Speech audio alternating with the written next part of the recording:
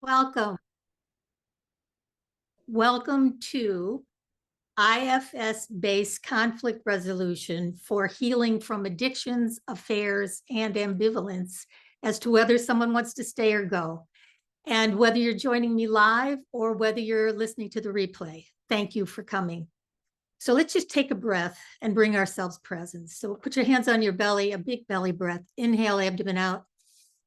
Exhale, belly button back to your spine. Good. Sometimes just taking one breath quiets our minds and lets us be present in a different way. So what we're going to cover today is how to best help your clients and yourself to heal from all of the issues we talked about or any other issue. My name is Linda Kroll. I've been doing IFS therapy for 35 years. I'm a mediator, an attorney. I'm a certified teacher of meditation, yoga, and Ayurveda. And I bring all that to my practice. And I love sharing what I do with other practitioners and people who could use it. So the fact that you're here today, the fact that you're checking out the replay, I'm truly honored. And I want to make this personal to you. I have 35 years of experience to share with you. I'm going to give you a lot of information, but this is interactive, meaning I want you to put whatever you'd like me to know in the chat to everyone, or if there's something you want me to know personally, put it into a private message, because as long as you're here, I want to make sure you get exactly what you need. So if you feel like putting into the chat why you're here, which of the issues has more relevance for you, addiction, affairs, ambivalence, I'll be happy to talk about all of them. So I'll keep looking at the chat. I'll keep looking at the waiting room to make sure we have people coming in that can get in. But I want to ask you a question. Either if you're a professional, and since I made this for therapists and coaches, I'm going to assume most of you are professionals. On the other hand, you could probably use this for your own benefit as well. So what I'd like to help you do is understand that people come into our office and they often look like this, right? They often look like they're mad as hell and they don't want to take it anymore. They're frustrated with the other party. They're frustrated with someone in their life. And usually they're looking to you to fix it. Or at the very least, they're looking at you to hear their story. And I'm going to give you a few tools today that will make a difference either in your first session with a new client or your next session with a client that you have now. Because I wrote the book, Compassionate Mediation, How to Add Passion to Your Marriage or Compassion to Your Divorce. And Dick Schwartz, who's the originator of IFS, says, divorce brings out the worst in us and often leaves lasting scars. It's on the back of the book. Linda is a master at lifting couples out of their narrow perspectives. They then learn the larger lessons from their relationships and proceed based on the best interest of all involved. This is relationship healing at its best. I thank Dick Schwartz not only for the endorsement, but for the 35 years that I've studied IFS, taught it at conferences, and been a member of the IFS community. If you're familiar with IFS, this will add new tools. If you're not familiar with IFS, I'm going to introduce it to you like I introduce it to all of my clients. And when I have someone that comes to my office, I'm often not sure why they're coming. In other words, because I do individual counseling, couples counseling, divorce mediation, this process that I'm going to teach you today works with individuals, works with couples, works with ambivalent couples, works when there's been an affair, works when there's addiction. Because what we're doing is helping our clients get to their best self, capital S self. And what does self mean? Well, in internal family systems, in IFS, Dick talks about 8 qualities of self: calm, clear, connected, curious, creative, confident, courageous, a couple more. I always add grateful, because I feel if someone's grateful, they're more in self. So whether there's been an affair, whether there's an addiction, whether someone is not sure whether to stay or go, the facts aren't as important as helping each party get to self. And I do that in my first session. So I'm going to tell you how that first session goes, and then I'm going to speak specifically to the different issues: affairs, addiction, ambivalence. No matter who comes to my office, an individual or a couple, they get the same 45-minute interview.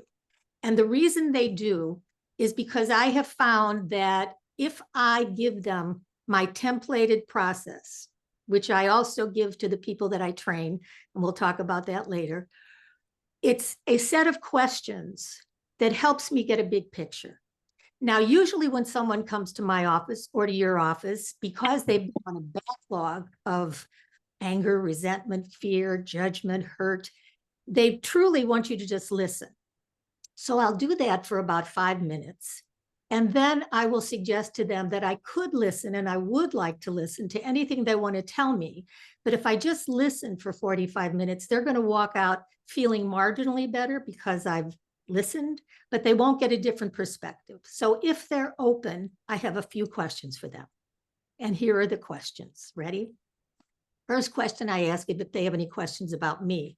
And if you have any questions about me, put them in the chat. I'd be happy to answer them. Basically, I am a IFS therapist for 35 years. I became a mediator. I'm an attorney. I studied at the Chopra Center for 5 years to become a teacher of meditation, yoga, and Ayurveda. And for all these years in my practice, I have templated the process that I use because I know it works.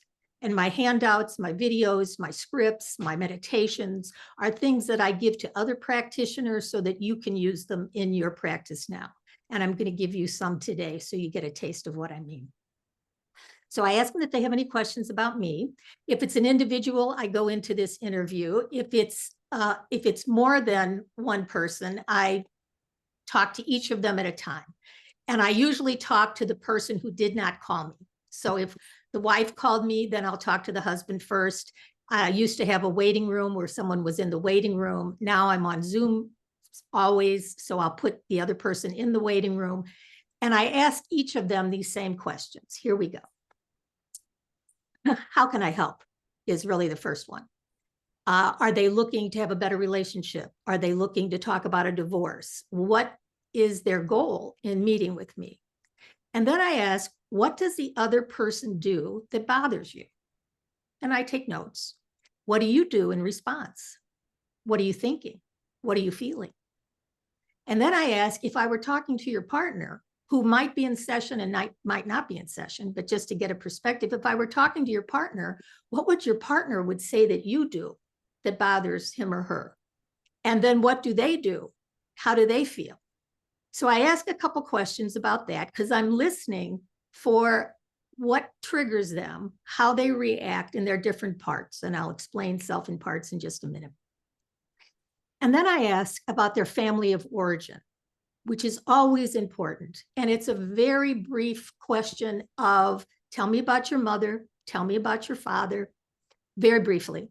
How many siblings do you have? Where were you in the birth order? Was there any drinking? Was there any family secrets? This can take about a minute. And I'm writing a little genogram on my notes: mom, dad, siblings, addiction, secrets, first child of many, last child. And in my head, I'm getting a framework for what did they learn growing up. And then in the same 15-minute session with them, I say, tell me about the other party's family of origin. And again, I might just be seeing the individual. Their partner may never come in, but I still want them to have a perspective of what the other person's family life was like. Because sometimes when they recognize, oh, well, his father was an alcoholic and his mother worked all the time and he was the baby of the family, they get a different perspective of no wonder he doesn't know how to empathize. No wonder he masks his feelings. And with that comes more compassion. And then I ask the magic wand question, which is, if you had a magic wand, what would you like to see happen?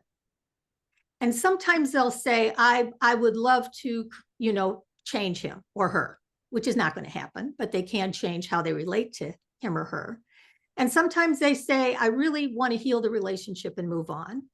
And other times they say, I really want to get divorced. I don't know how. I don't want to fight. And so I'm getting the GPS for each of them. Are they on the same page? Do they want to create a new relationship? And when you've had an affair, when there is addiction, when there is ambivalence, this is still the same process, because you're getting an overview of who each of them is and what they each want to be. And if you don't mind muting yourself, if you're not muted, that would be great. So I've asked them a question, and then I ask each of them if they have a word for spiritual. And the reason I ask them that is because whatever they say, and I don't mean religious, I don't care if they go to church or temple, I'm really asking, do they have any belief system that's outside of their ego? Is it God, nature, universe, higher self? Because that's the word I will use with each of them to talk about what self really means. So when we're talking about self, we're talking about that essence inside of us that is calm, clear, compassionate.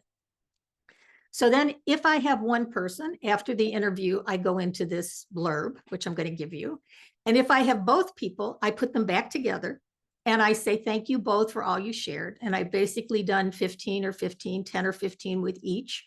I have an overview of where they're each coming from. And then I explain self in parts. And I'm going to show you my handout in a little bit, but I don't usually use it with them. So here's what I tell them. I say that I have a blurb that I give everyone, and it takes about 2 minutes. Is it okay if I give you my blurb? They say yes, they know they're in for 2 minutes. Okay, here it is. I believe we all have a healthy self. And when we're in self, we're calm, clear, and compassionate. You know those moments? They're usually just moments because we're not in self very much. We're in parts that we exile, parts that we manage with, and parts that we get extreme with. So if we learned in childhood that it wasn't safe to be scared or sad or hurt, and sometimes not safe to be angry, we push that aside. And those are the ultimate, what about me? Who's ever going to care for me the way I need? That's our inner child parts that we exile. And instead we go out and we manage. And we manage by being nice, pleasing, caretaking. Some people are judgmental, hardworking, stoic. But many people put on what I call a pseudo self, where you want to look like you're in self, calm, clear, compassionate, but you're really feeling some of those exiled feelings of pain or sadness, and you don't know what to do with them. So when the managers can't contain those exiles, out come what IFS calls firefighters. I call them extreme parts. And those extreme parts numb us. We eat too much, drink too much, get enraged, have a panic attack, get depressed, decide we want to get divorced, go have an affair. Sometimes an affair is an extreme behavior because you can't manage the feelings that you're feeling because you haven't unburdened the exiles. So then I used the stories that they have told me in the interview that I did with them to make it personal.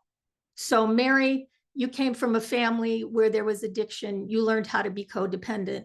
And John, you came from a family where your father was gone all the time and you didn't learn how to communicate. And you both did the best you could. And now you're here because you didn't learn how to communicate. And John had an emotional affair at the office, or that's what you believe. I want to help you talk about everything. I want to help you talk about the fear, the sadness, the hurt, the anger. And as I'm talking to Mary and John, I'm saying, so as I mention all these feelings, what's happening to you? Are you relaxing or are you tensing? And they tell me they're tensing. So then what I do is a 5-minute, 4-minute meditation that I'm not going to do right now, but I'm going to show you how to access it later to get to self. And no matter why they've come to me, sometimes two people are done. They're coming for mediation only. They want no woo-woo. They want no therapy. They just want to do this. They just want to get it over. But the problem isn't deciding who's getting the kids and what they're doing about the house and the asset division. The hardest part is getting them to self, to helping them learn how to compassionately communicate. And here are the 4 aspects of compassionate communication. The first one is connect to your best self. And what does that mean? Okay, how do you get to that place where you are calm? Do you meditate? Do you pray? Do you go for a walk in nature? Do you do your own therapy? How do you connect to your best self? Because most people aren't in their best self. An irregular relationship for sure, but when there's been addiction and affair, they are not in their highest self. They are reactive. They are angry. They are hurt. They are judgmental. You get the picture. But being compassionate starts with being compassionate with themselves, connecting to their best self and learning how to acknowledge that they are human. They have a right to be angry, but learning how to speak for their anger instead of from their anger keeps the other person involved in communication so they can talk about everything. And I often say that having the courage to talk about an ending can create a new beginning. Because if you do any work with individuals and couples, you realize that even in the middle of marriage counseling, one or both isn't totally invested in marriage counseling. In their head, they've got one foot out the door. They're thinking, well, what if we separated? They've envisioned what it would be like. But because they can't talk about it, they're not fully present. So what I teach in compassionate mediation and what I do with my clients is make all parts welcome, including the parts that have thought about leaving. So I'll get back to the addiction, the affair, and leaving in a minute, but let me give you the other pieces of compassionate communication. First one is connect to your best self. Number two, let go of your limiting beliefs and judgments. And that's where they learned in childhood. What are the stories they're telling themselves, about their partner? Oftentimes in situations, a partner isn't as angry at their partner as they are at themselves. Why did I stay? Why didn't I leave sooner? So letting go of their limiting beliefs and judgments, their filters through which they're judging the other person, the walls that they built around their heart, you want to help them do that. And you do that by step 3, helping them unburden pain from the past. And in my compassionate mediation training, I use all my IFS skills, plus my higher consciousness, plus a lot of other unburdening techniques to help you help them heal the pain from the past, either their long past from when they were a child or even the past in the relationship, because they can start over if they want to, and you can help them. So connect to your best self, let go of your limiting beliefs, unburden pain from the past. And the fourth is relate from your heart. And that is paramount. And I often share that I was married to my college sweetheart. We were married at 22. We were married for 20 years. And when it looked like our relationship was headed for divorce for different reasons, I was already a lawyer. I became a mediator thinking I could mediate my own divorce, which is not a good idea. It's like delivering your own baby. Maybe it's possible, but you really don't want to do it. And then I became a therapist. I found I got my LCPC, found Dick Schwartz, Self in Parts spoke to me. And I put it all together because when I was getting my own divorce, it was long, it was painful. We were separated for a very long time. And there was nothing like compassionate mediation where you could go to an expert and talk about everything, to learn how to compassionately communicate, to heal the wounds from the past, and then to talk about, well, what would it look like if we decided to separate? What are our assets? What would we do about the children? What would we do about the house? So because there was no one like that at the time, we went to marriage counseling that didn't really work. We weren't really ready to finish the divorce, so we were separated for about 10 years. And then when we finally got divorced, and it was painful, very painful for everybody, I told myself there had to be a better way. And then I created it. I used the IFS training, the mediation, the law, the spiritual coaching, and I put together a program that combines emotional and spiritual healing along with legal and financial information and support. And for those of you who would like to learn more, I would love to share that with you because my compassionate mediation coaching certification is starting its 6th cohort soon. It's a very small group where I work with very few people to take you from where you are in your practice to where you'd like to be and give you all of these skills, handouts, worksheets, templates, and mentoring. So we can talk more about that. I don't want this to be a sales page. I just want you to know that it's there. And to get it, you can go to lindakroll.com/roadmap. And I'm going to put this in the chat right now. Hold on. Linda Kroll, I'm trying to copy it, but it's not showing me. lindakroll.com/roadmap gets you the roadmap of this process that I'm talking about, and also gives you an invitation to sign up for a 15-minute chat with me so I can mentor you wherever you are. And if certification feels like a fit, we can schedule some time to talk about it. But in the 15 minutes that we talk, I can give you the benefit of any questions answered that you want to ask me. And I'll also tell you how to get the guided meditation. If you go to lindakroll.com/CCC, don't go there now, but go there later, you'll get the guided meditation that I do to help people take a breath, do some belly breaths, ground themselves, bring up some nurturing energy from the earth, let it flow to the crown, out to the sky, bring down from the sky, higher power, nature, universe, God, bring down compassion, to breathe even bigger than themselves. So they surround themselves with this calm, compassionate energy of self, and focus that compassion inward. Start at the top of your head, scan your body to the soles of your feet, and just notice. Notice your tension, notice your thoughts and feelings, and let these parts notice you. And then I take them on a journey down a path to a mountain where they separate from their parts, go up in self as high up the mountain as they want.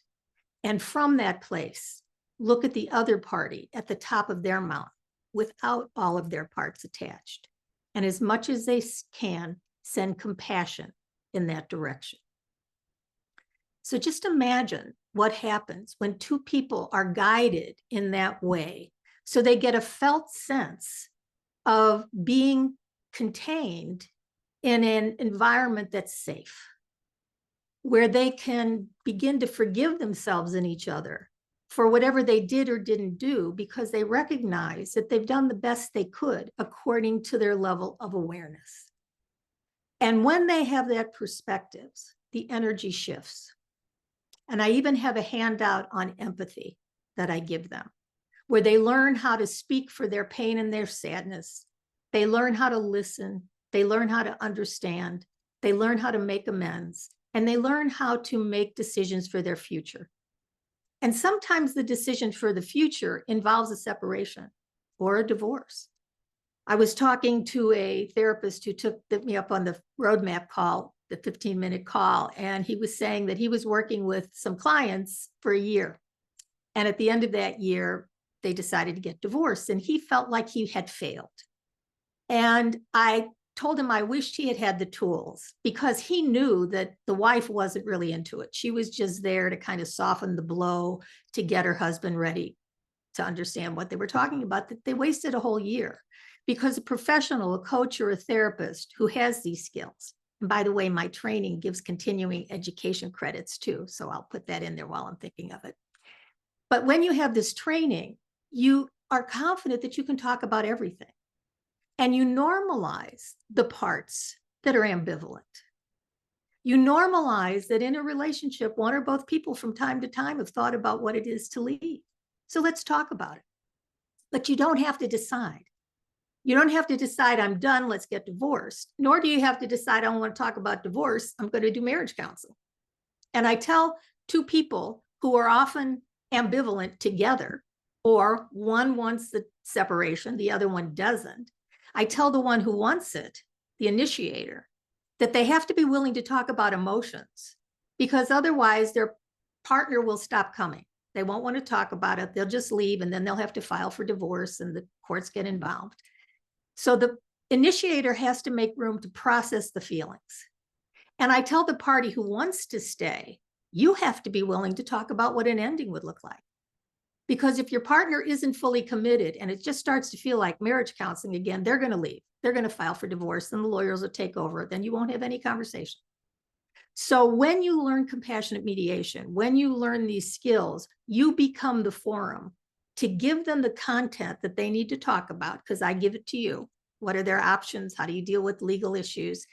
And then you help them with the process. And that can go on for weeks and months and often years, because you become the expert.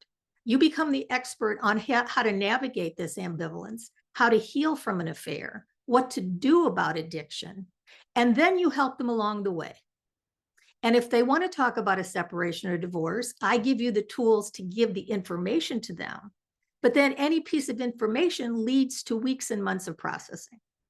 For instance, when you're thinking of separating or divorcing because your partner's had an affair and you don't want to forgive him or her, or addiction is rampant and no help is in the future because they refuse to get help, then you need to talk about then what would it look like if you separated. And when you even bring up the subject of finances, you get an emotional meltdown. You don't have to be a financial advisor. You don't have to be an attorney. You don't have to be a mediator. You have to be someone who holds space for the conversation. And when you talk about money and when you talk about roles and responsibilities and who knows what, meaning who knows where the money is, who knows where the income is, who knows where the debts are, and you create a forum where people can talk about this, but as they're talking about everything, thanks, Marcia, as they're talking about everything, you hold space for compassionate communication. You help them get to self.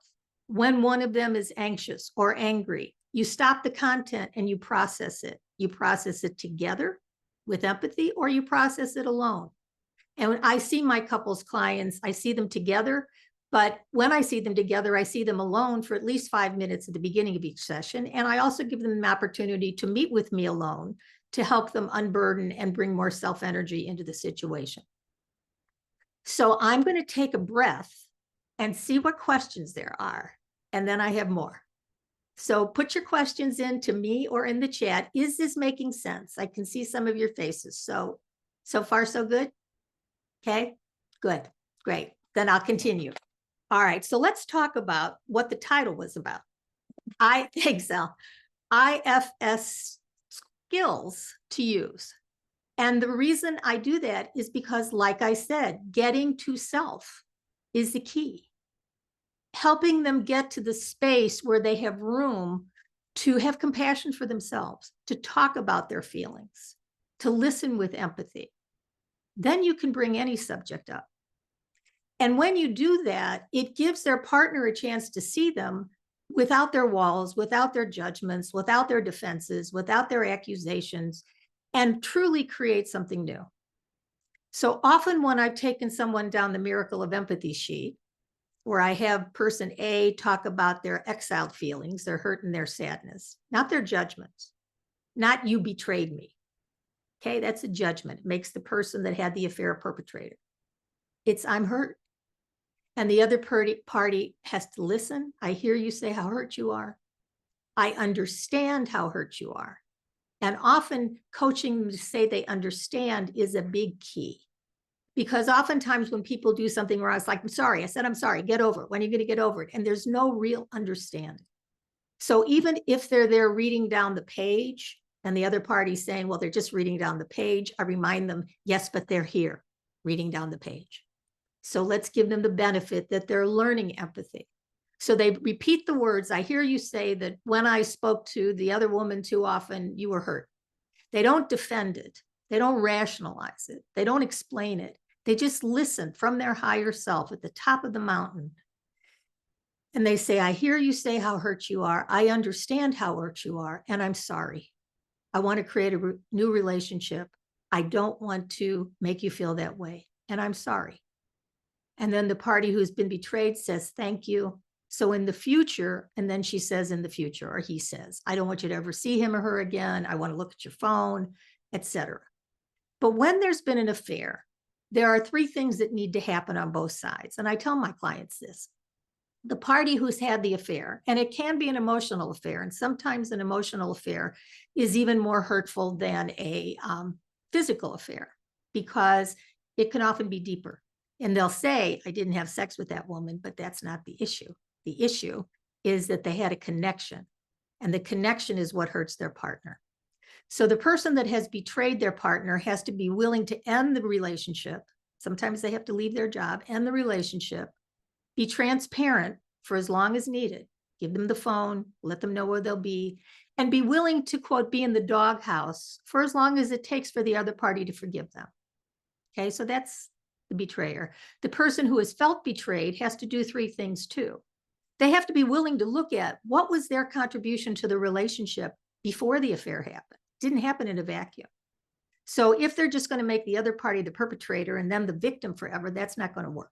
So they have to be willing to look at what they did and how they reacted and responded.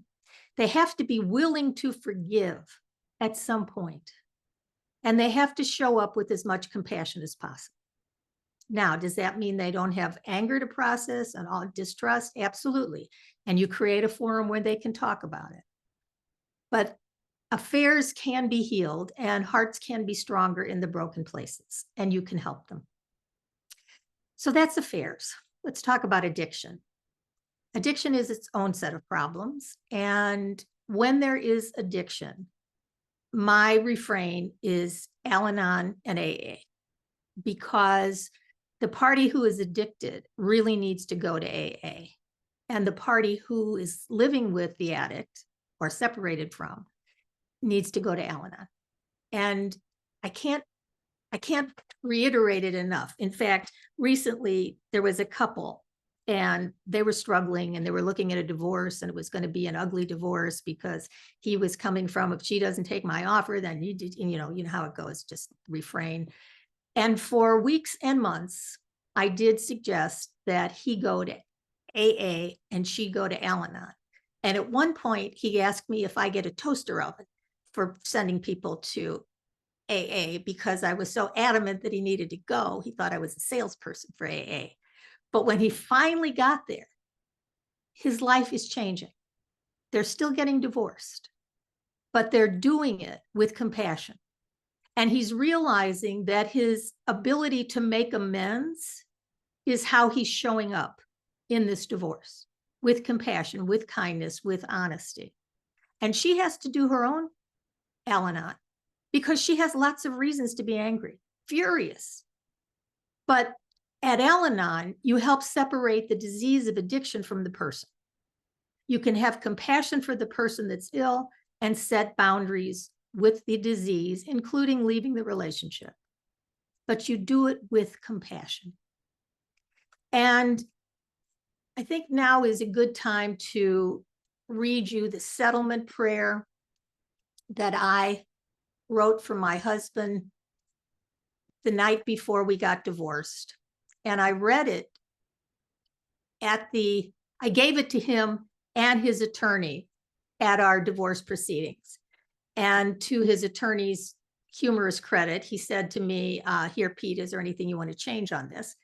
But he didn't. And this was the prayer that I did. I also wrote it as an intention, but it kind of sets the stage. When there has been addiction, when there has been affairs, and I didn't put abuse, but let me talk about abuse.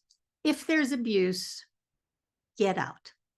Okay, emotional abuse is something that people can deal with. But when there has been abuse, help someone find a way to get out. So if you're coming late, if you're just joining me, we're talking about how to bring our best self and help our clients bring their best self into a situation where they can compassionately communicate, where they can connect to their best self, let go of their limiting beliefs and judgments, unburden pain from the past, and relate from their heart. And if there's been an affair, people can heal if they're willing to forgive and look at what caused it and be transparent. If there's addiction, get to Al-Anon or AA. If there's abuse, emotional abuse, sadly, is very rampant. So teaching someone how to walk out, if that's the situation, find a hotel to go to and teach their spouse that it's no longer okay. But if there's physical abuse, help them get to a safe place. That needs to be addressed exactly. But I was about to read my settlement prayer that I gave to my estranged husband on the day we got divorced. And I've given it to other clients of mine.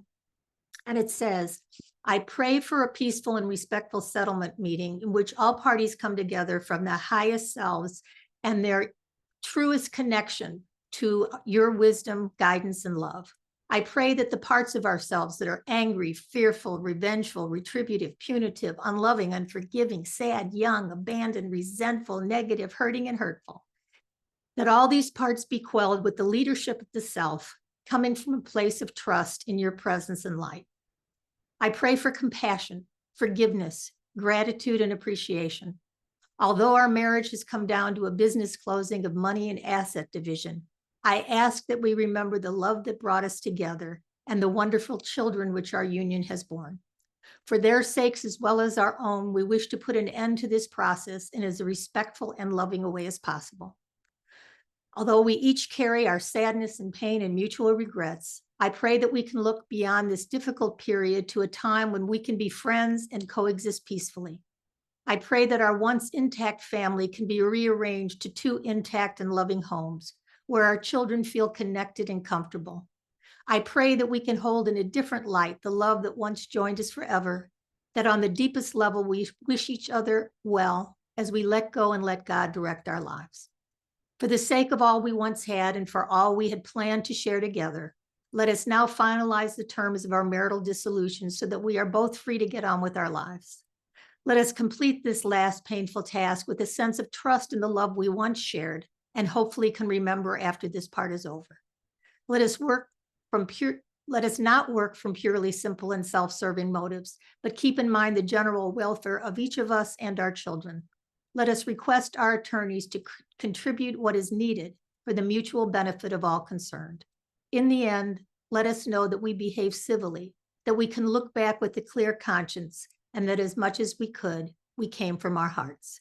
God bless us and direct us all. Amen. So I've also written that as an intention, and I share it with my clients because they need to know that if there's been an affair, if there's addiction, if they're ambivalent, when they learn how to compassionately communicate, and they communicate about everything, including what an ending would look like. I always say that families need not be broken, but can be peacefully and respectfully restructured. And often I think many people leave when they could stay, and they stay when they should leave, but they don't know how. And that's what I want to train other therapists and coaches to do. I am going to be 78. I'll pause for reaction.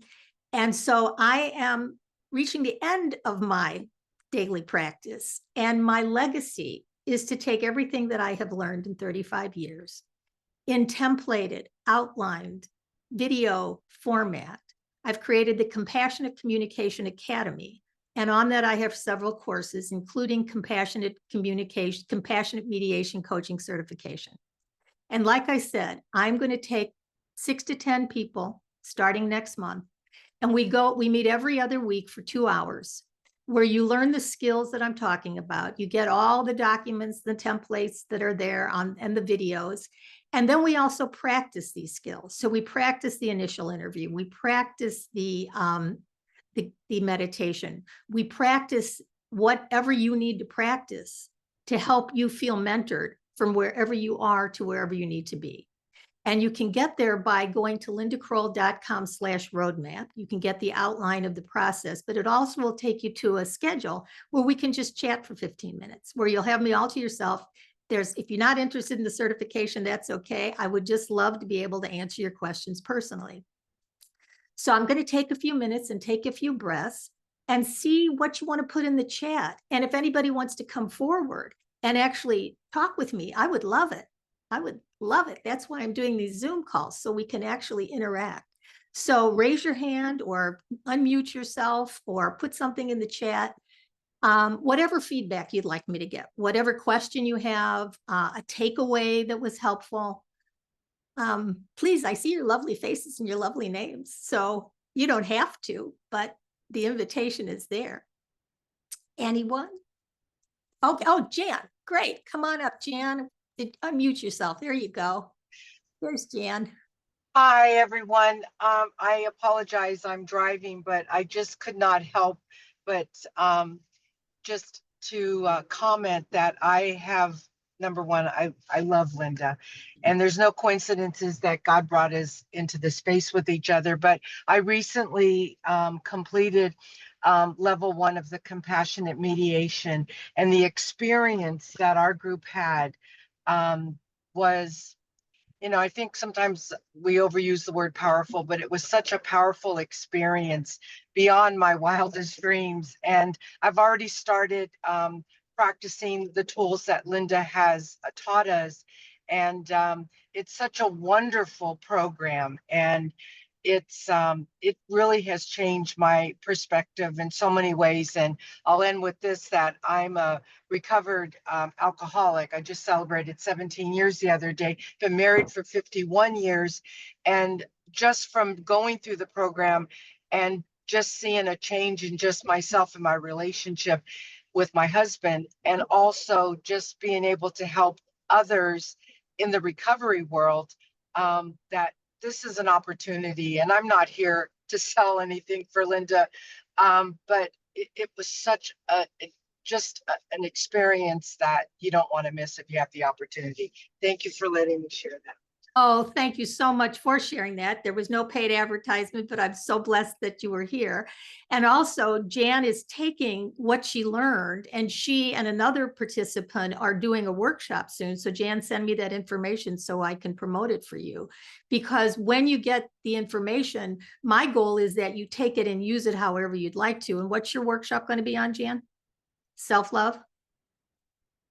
I think you took yourself off mute, but you'll send it to me and I'll send it out to people to let you know. So it really is an opportunity to just take what I have and use it how you'd like. And it's not just me, it's the other people in the group. It's an amazing group of people from around the world who are all heart-centered, who all have some spiritual awareness, who are all open to learning and sharing and growing, no matter how full their practice is. And I'd love for you to learn more if you'd like to. So because you're here, I'll show you my dolls because they're right here. Okay. And I can also show you some of the pages I was going to show you. So we all have an inner child, right? There we go.